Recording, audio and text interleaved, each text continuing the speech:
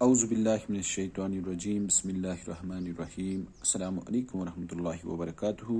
امید ہے کہ آپ خیریت سے ہوں گے۔ خیر مقدم ہے آپ کا کلاس 9th ہسٹری میں ہم پڑھ رہے ہیں فرینچ ریولیوشن، اور پچھلے لیکچر میں ہم نے بات کی تھی رین آف ٹیرر، جس میں جیکوبینس اسپیشلی میکسیملین رابسپیئر نے کس طرح سے وہاں پر ٹیررائز کیا اپنے انیمیز کو، اپنے اپوننٹس کو، اپنے جو اس کی بات نہیں مانتے تھے، اور اس نے ان کو گلیٹین کیا جاتا تھا۔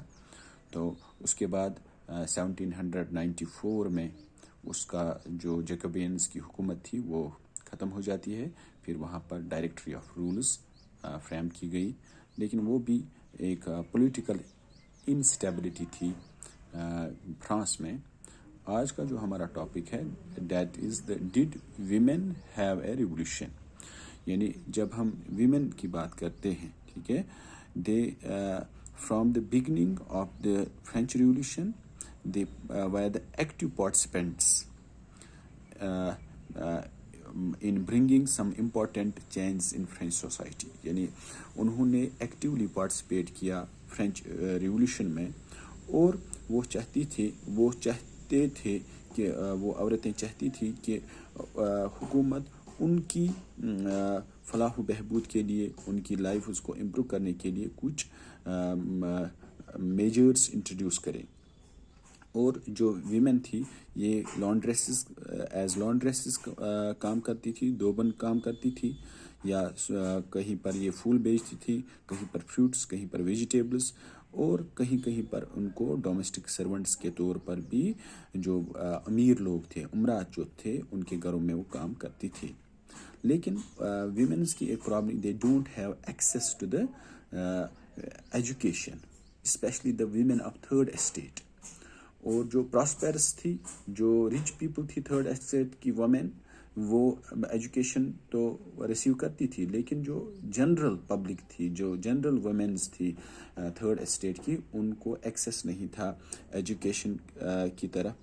اور اگر کہیں پر ان کو جو تھرڈ اسٹیٹ کے جو نوبلز کی ڈاٹرز یا ویلدیئر ممبرس جو تھے تھرڈ اسٹیٹ کے، وہ کہیں پر کیا کرتے تھے، کانوینٹ میں وہ اسٹڈی کرتے تھے، لیکن اس کے بعد ان کی میریج ارینج کی جاتی تھی، ان کی شادی ہوتی تھی، اور شادی ہونے کے بعد ان کو they have to rear and bear the children, تو بچوں کا جنم ہوتا تھا۔ اس کے بعد وہ کوک فوڈ کرتی تھی، ٹو فیچ واٹر، ٹھیک ہے، پانی لانا، اور کبھی کبھی ان کو بریڈ حاصل کرنے کے لیے کیو میں بھی کھڑا ہونا پڑتا تھا، اور چلڈرن کی لک آفٹر کرنا پڑتا تھا۔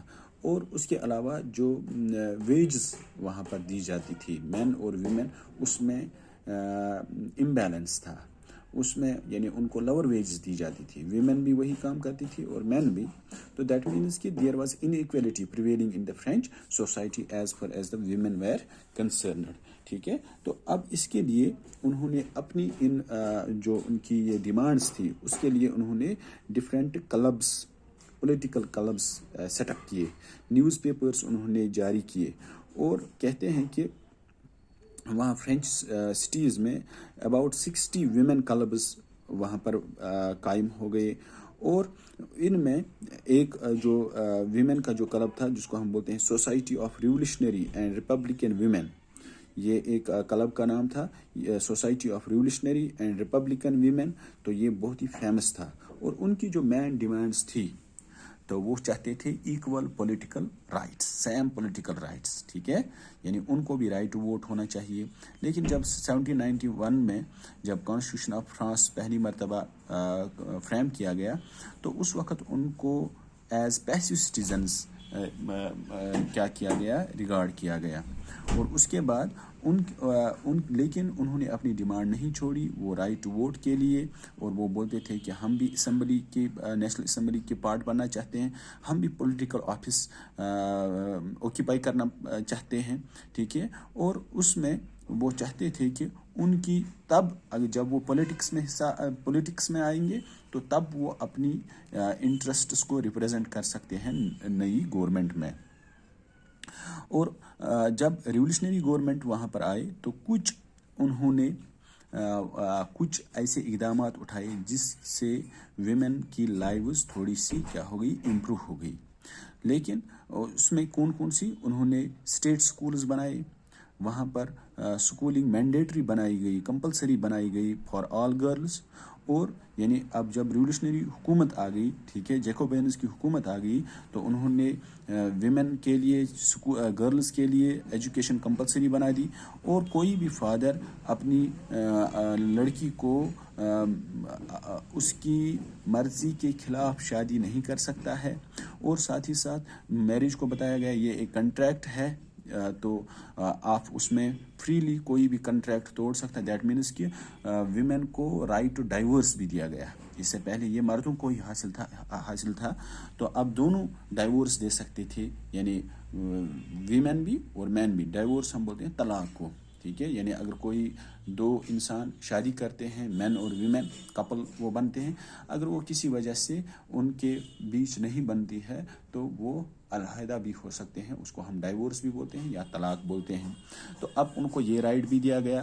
اور اب ویمن اپنے نئی جابس میں ٹرین بھی ہو سکتی تھی، وہ آرٹسٹس بن سکتی تھی، وہ اسمال بزنس کو رن کر سکتی تھی.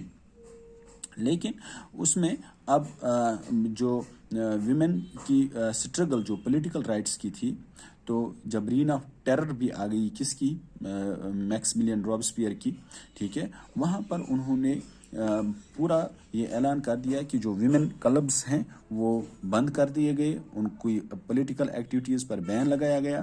اور اس میں بہت ساری پرومیننٹ جو ویمن رائٹس کی ایکٹیوسٹس تھی ان کو اریسٹ کیا گیا، اور ان کو کچھ کو ایگزیکیوٹ بھی کیا گیا، یعنی ان کو پھانسی بھی دی گئی. پھانسی کیا، ان کو گلیٹین بھی کیا گیا. اور لیکن ویمنس مومنٹس جو تھی، وہ ان کی جو بنیادی مین ڈیمانڈس تھی وہ تھی ووٹنگ رائٹس، یعنی ان کو بھی رائٹ ٹو ووٹ ملنا چاہیے، اور ایکول ویجز. یہ انہوں نے 200 سال تک، یعنی فرینچ ریولیوشن آنے کے بعد بھی 200 سال تک یہ ان کی ڈیمانڈ رہی، ٹھیک ہے. اور وہ اس کے خلاف لڑتے رہے، ٹھیک ہے. اور دنیا میں انٹرنیشنل سفریج مومنٹس جو چلی لیٹ 19th سینچری میں یا 20th سینچری میں، تو وہ اپنی ان ڈیمانڈس کو ہائی لائٹ کرتی رہی. اور فائنلی جو کیا کہہ سکتے ہیں ہم ان کو، فائنلی ان کو 1946 میں فرانس نے کیا دیا، ویمن کو رائٹ ٹو ووٹ دیا.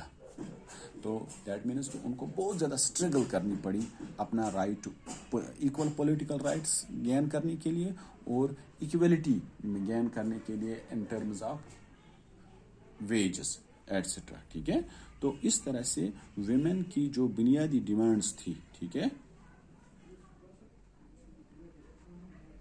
ویمن کی جو بنیادی ڈیمانڈس تھی اس حوالے سے کہ ایک تو ایکول پولیٹیکل رائٹس، اور دوسرا ایکول ویجز کے لیے ان کو بہت زیادہ شروع سے ہی، فرینچ ریولیوشن سے ہی 1946 میں وہ کامیاب ہو گئی اپنا رائٹ ٹو ووٹ حاصل کرنے میں. Thank you.